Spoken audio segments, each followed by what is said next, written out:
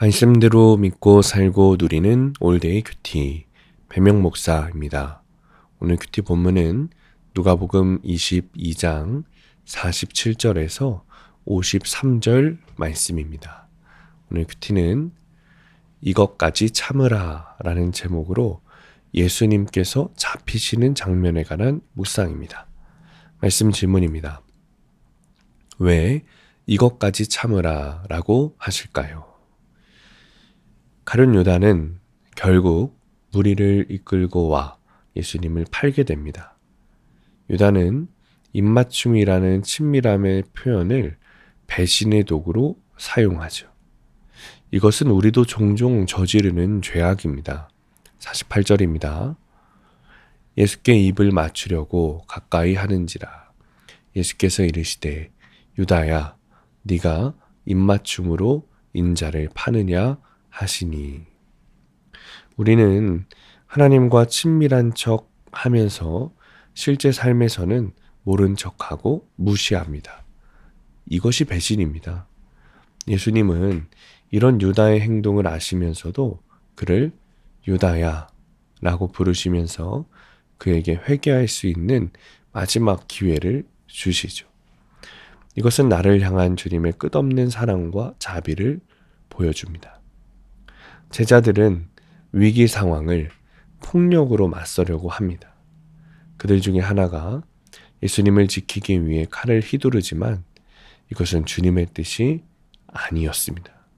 예수님은 이것까지 참으라 라고 하시며 상처 입은 자의 귀를 치유하십니다.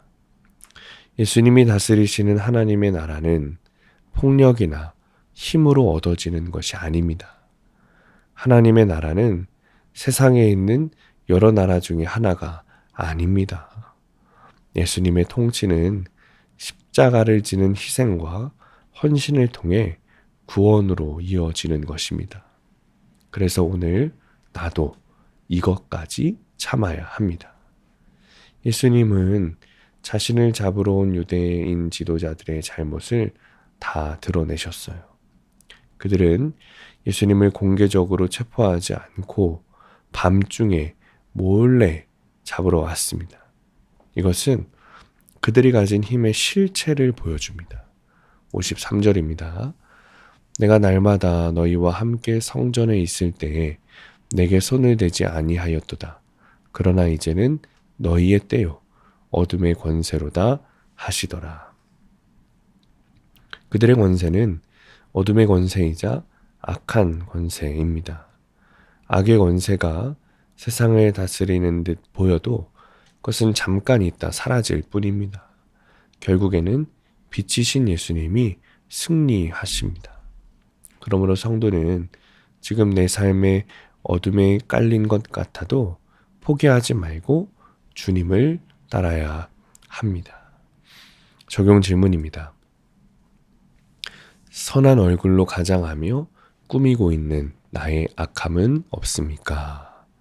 두 번째, 나는 권세를 휘두르는 사람입니까? 아니면 권세 아래에서 당하는 사람입니까? 오늘의 원포인트입니다. 말씀의 권세로 승리해야 합니다. 하나님과 친밀한 척하며 삶에서는 전혀 주님을 사랑하지 않는 죄를 회개해야 합니다. 늘 말씀의 권세 앞에 겸손하며 어둠의 권세로부터 승리해야 합니다. 오늘도 악한 마음을 회개하고 끝까지 인내하며 주님께 나아가는 하루가 되시길 축복합니다. 기도하겠습니다. 주님, 악을 교묘히 꾸미는 저를 용서하여 주옵소서. 말로만 주님을 믿는 것이 아니라 삶에서 주님과 친밀히 동행하게 하옵소서. 오늘도 말씀의 권세 앞에 겸손히 나아가며 어둠의 권세를 이기게 하여 주옵소서. 예수님의 이름으로 기도합니다. 아멘.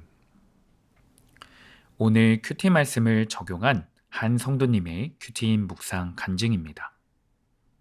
결혼하지 얼마 되지 않았을 때입니다. 저는 불법 안마 시술소에 간 사실을 아내에게 들켰습니다. 이후 방귀 낀 놈이 성낸다고 오히려 제가 먼저 이혼을 요구했습니다. 그리고 가출하여 3년간 아내와 별거했습니다. 그 과정에서 저희 부부는 악한 본성대로 서로를 탓하며 배우자에 대한 최소한의 예의조차 지키지 않았습니다. 그러던 중 아내는 이혼 소장을 받지 않으려고 딸 아이를 데리고 집을 나와 고시원에서 생활했습니다. 그러나 저는 어떻게든 이혼하기 위해 당신이 집에 돌아오면 나도 들어가겠다고 거짓말을 했습니다.